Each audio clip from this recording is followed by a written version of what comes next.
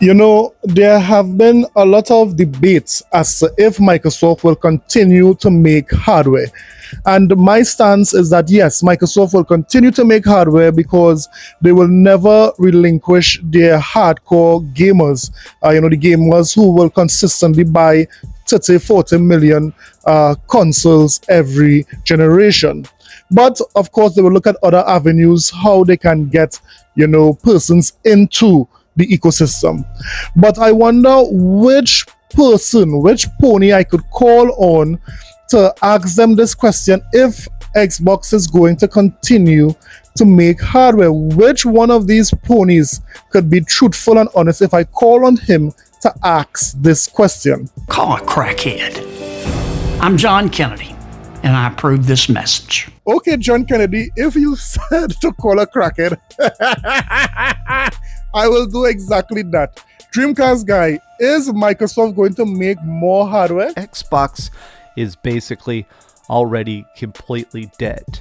This is not the beginning of the end when it comes to Xbox. I think it is the end of the end. There will be no new Xbox. You sure about that? You sure about that? So there you have it. These Sony fans are convinced that Xbox is dead, that Xbox will not make any other hardware ever again. Yeah, that is what they said. Well, it just so happened that we got some information that not only is Microsoft making one new console, but it seems like they are making two. I'll tell you now. Yeah. The handheld. There's going to be a separate handheld, and there's going to be a Series X successor. Oh, okay. So you're seeing them as handheld two and a different console. things. Yeah. Yeah. So Okay. it's going to be two different things. It's not. They're not just going to try and go all in on a handheld only. So yeah, there you have it. Jez Corden, a known insider, not to be confused with an outsider, he has confirmed that Microsoft is making a handheld and a traditional home console. Now, has Jez Corden been wrong in the past? Yes. Has Jez Corden been right in the past? Yes. I think he have been right more times than he have been wrong. But, I mean, we don't need Jez Corden to tell us that Microsoft is making more hardware. All we need is a brain. A brain is meant for everyday use. Those living with moderate to severe stupidity have seen immediate improvement in common sense with a brain. I've been telling a lot of ponies this for the past 10 years. With a brain, you get to think. With a brain, you get to understand basic things. So why not purchase a brain for your pony friend today? Guys, this offer will not last. So if you want to support a brain, please subscribe to the channel. This will no doubt, make sure that a brain is always working for these ponies and jabronis. So what are we going to talk about today? We are going to talk about something that the PlayStation community is dreading to talk about. And a matter of fact, Jason Schreier had a lot to say about PlayStation new push for games as a service. We'll look at that. And we'll also look at the resurrection, the coming back of one of Microsoft studios that would have been closed down. We'll see what the PlayStation community is saying about it and how they are crazy. But you know what? Let's get it. This is a sickness! Let's get it. So as was said before, guys, if you like to support the channel, please hit that subscribe button. We are trying to grow the channel to 3,000 subscribers by the end of the year, and I believe we can do it. So if this type of content interests you, Xbox news, but of course with a lovely funny twist, a little bit of Nintendo news thrown in there, and of course the Sony pony sold. If that interests you, please consider subscribing. Now let's get back to the video. First up, let's face it, not every gaming news media loves Microsoft. And a matter of fact, we could even say that the majority of the gaming media, they have a vendetta, against Microsoft. And the reason why I say that is because over the years, although some of it might be true, the gaming media would have said Microsoft cannot manage the studios that they have. Microsoft don't know how to nurture their studios, and so forth and so on. But we are not seeing these same gaming media having the same energy when it comes to Sony. And a matter of fact, so far, Sony live service push has gone disastrous. And for some reason, we are seeing the majority of the gaming media, they are quiet about it. For some reason, they are not writing the amount of articles that Sony's take at Gas Games is going disastrous. Now let's listen to Jason Schreier as he comments on what Sony is doing and how things ain't looking too good for Sony's games as a service push. Listen. Has any of your reporting here or elsewhere looked at sort of Sony's live service push, how that's tracking, internal chatter about that, where that's headed? Anything that you've uncovered on that front? Yeah, I mean, how about all those Sony live service games? How about... Yo, shout out the season, man. Shout out the season, man.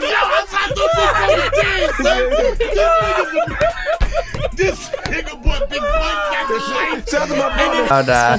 How about that? Concord's Last of coming out Us in a couple Online. weeks. Oh man, yeah, Concord. Concord's in a couple of weeks. Yeah. God, yeah, I that's very curious to see what happens with that one. Yeah, well, I was playing The Last of Us Online last week and really enjoyed it. Of course you were. And then Absolutely, me too. And then I switched to Horizon Online and just had a blast. And after that, Spider-Man Online, it was just like so much fun. Yeah, I mean, it was always just kind of like this.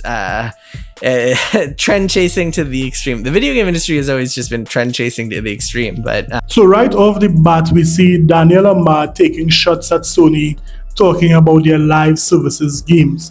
But one thing I want to disagree with him. Yes, the industry sometimes in small ways copy one another, but Sony, without a shadow of a doubt, is number one when it comes to copying other platforms, copying other companies. Who could remember who came out first with achievements? Wasn't it Xbox in 2005? And then soon after, in 2008, 3 years after, Sony copied that model with, the PlayStation trophies.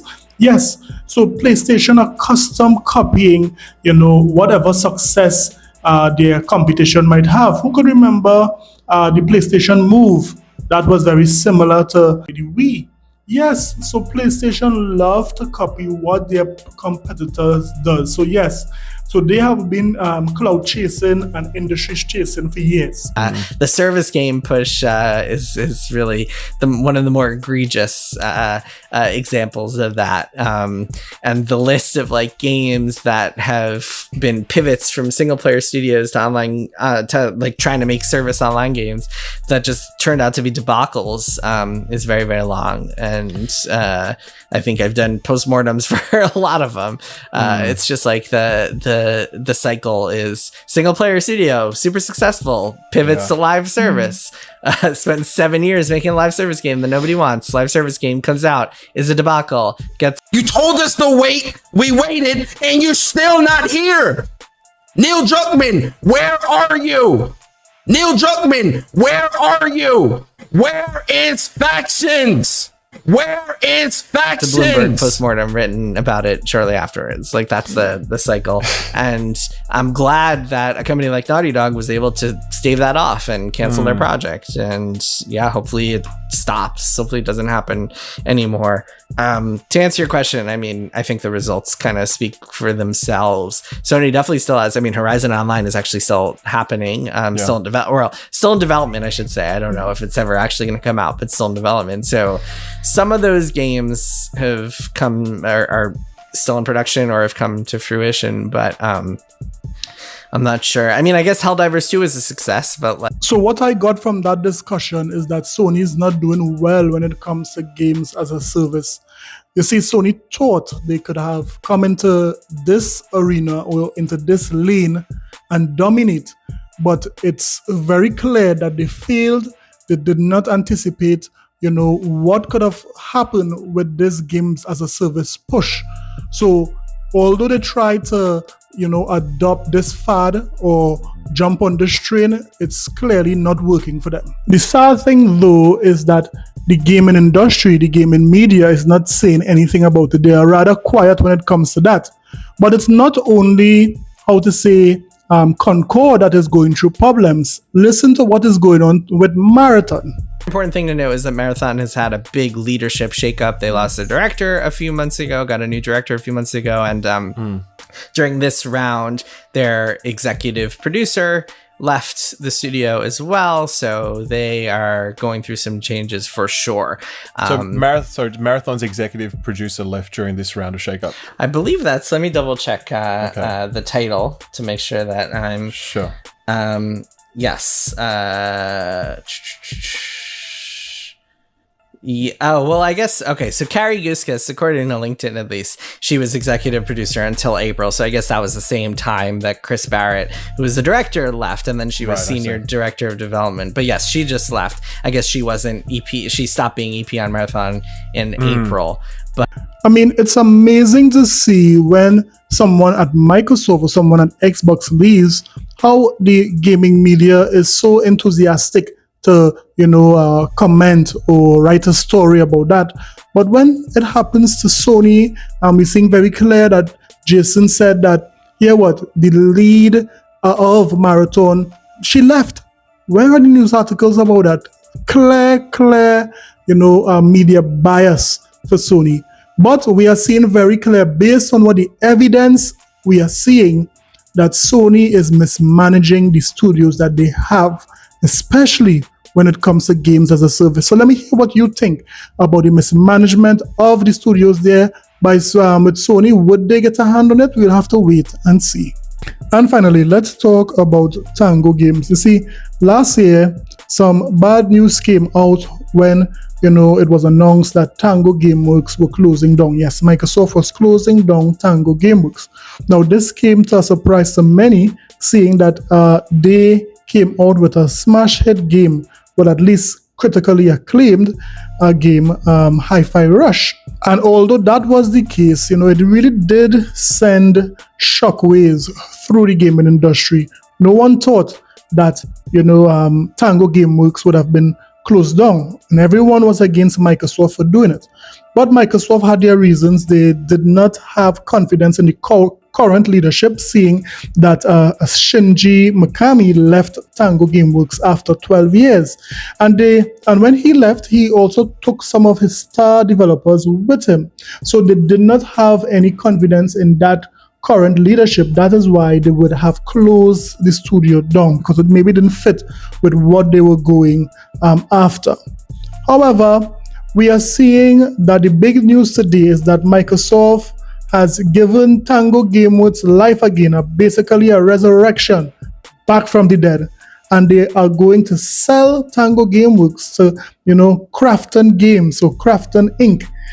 They are the ones who are responsible for games like Playground, Battle Playgrounds, and so forth.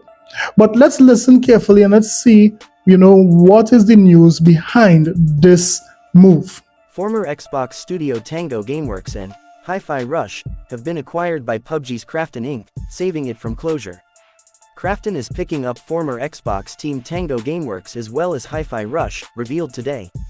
Tango Gameworks will live on, as Microsoft has reached an agreement with publisher Krafton to maintain the studio. Krafton Inc., known for games like PlayerUnknown's Battlegrounds, has fully acquired Tango Gameworks from Xbox, as well as the rights to recent action hit Hi-Fi Rush.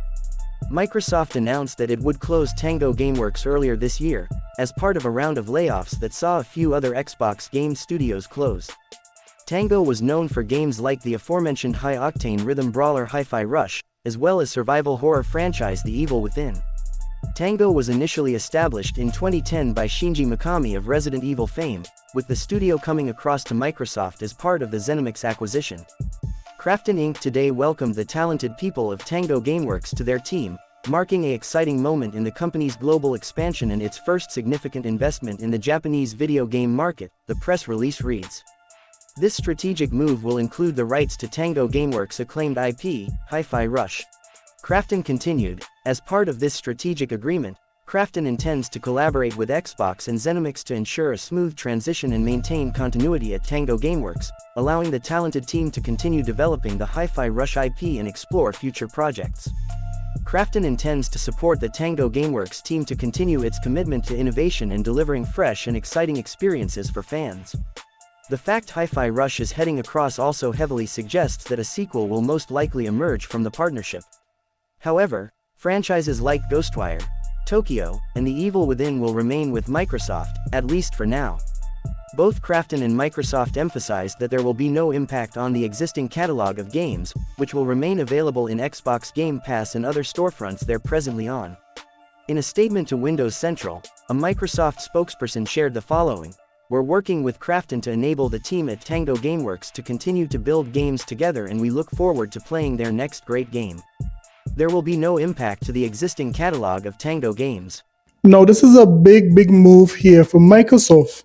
You see, Microsoft had the power to make Tango Gameworks go away forever. Microsoft had the power to make this studio die. However, they chose to sell it. They chose to keep it alive by giving this or selling this studio to Krafton Inc. This is a big move because never before have we seen any other platform who would have killed a studio or close the studio, revive it just to sell it. So this is a good move here on Microsoft for keeping, the developers, giving the developers back their jobs, keeping the IP and the studio alive. So good on Microsoft. What's funny though is that there are some Sony fans who are saying, Microsoft did a bad thing, they mismanaged studios. That is why it's good that Krafton Game saved Hi-Fi Rush. Let me tell these ponies something. When Tango Gameworks had Ghostwire Tokyo exclusive for a point in time coming to the PlayStation 5, did you guys buy it?